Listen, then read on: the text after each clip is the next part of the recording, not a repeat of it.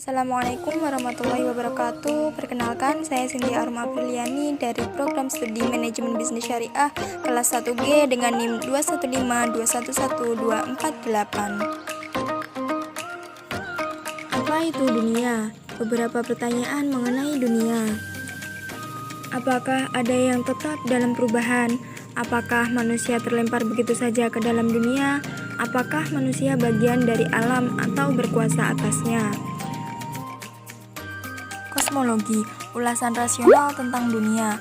Manusia berhadapan dengan sesuatu di luar dirinya, yaitu alam semesta. Misalnya ada benda-benda langit yang bergerak, ada hewan-hewan yang tadinya hidup sekarang mati, ada tunas-tunas baru yang bermuncul.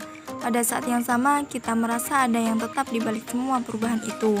Jadi, apa yang berubah, apa yang tetap, dan bagaimana itu bisa terjadi?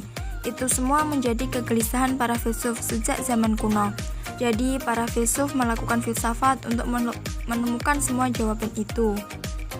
Nah, di sini saya akan menjelaskan mengenai filsafat ilmu.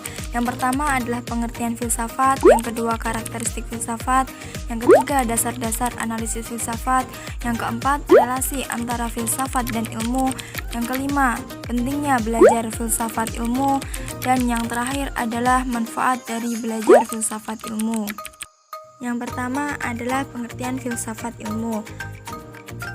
Filsafat sendiri secara harfiah berarti mencintai kebijaksanaan, sedangkan ilmu diserap dari bahasa Arab yaitu alima yang berarti pengetahuan, sedangkan dalam bahasa Indonesia diambil dari bahasa Inggris yaitu science yang artinya pengetahuan.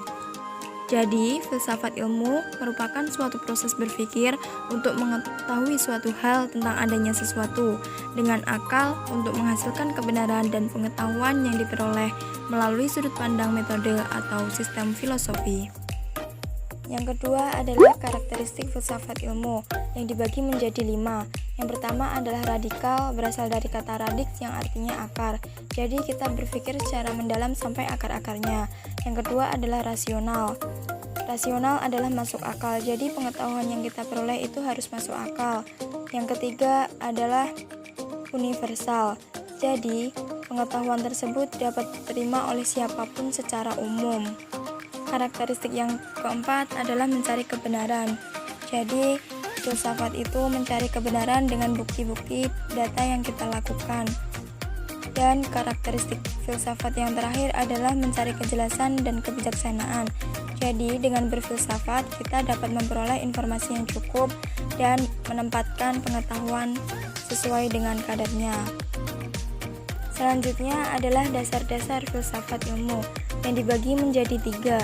Yang pertama adalah ontologi, yang kedua epistemologi, dan yang ketiga adalah aksiologi. Dasar ontologi adalah dasar yang mempelajari apa yang ada dan apa yang ingin diketahui. Dan dasar epistemologi adalah dasar yang mempelajari metode atau cara untuk memperoleh pengetahuan. Dan yang terakhir adalah dasar aksiologi, yaitu dasar yang mempelajari hakikat, nilai, dan manfaat dari pengetahuan tersebut. Selanjutnya adalah relasi antara filsafat dan ilmu. Apa sih relasi antara filsafat dan ilmu itu? Jadi hubungan antara filsafat dan ilmu itu memiliki hubungan yang saling terkait satu sama lain, karena keduanya memiliki tujuan yang sama, yakni mencari kebenaran dengan landasan kecintaan yang disertai dengan kebijaksanaan. Yang kedua adalah ilmu merupakan salah satu objek telaah filsafat, jadi keduanya memiliki hubungan yang sangat erat. Pentingnya belajar filsafat ilmu.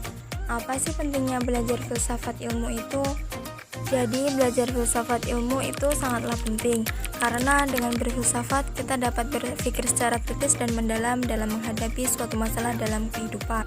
Selain itu, dengan berfilsafat kita dapat menyikapi berbagai informasi dengan mencari kejelasannya, apakah itu dapat dipertanggungjawabkan atau tidak. Manfaat belajar filsafat ilmu. Dalam bidang akademis, filsafat membantu seseorang membedakan antara persoalan ilmiah dan non-ilmiah, menumbuh kembangkan ilmu pengetahuan menuju kemuliaan atau menjadi ilmu-ilmu baru. Bagi diri sendiri, manfaat filsafat adalah mengajarkan berpikir kritis dan mendalam, membentuk argumen secara sistematis dan kritis, dan berpikir secara logis dalam menangani masalah kehidupan yang terjadi secara tak terduga. Sekian materi yang dapat saya sampaikan. Semua materi itu saya ambil dari beberapa sumber di internet dan hasil diskusi bersama ibu dosen dan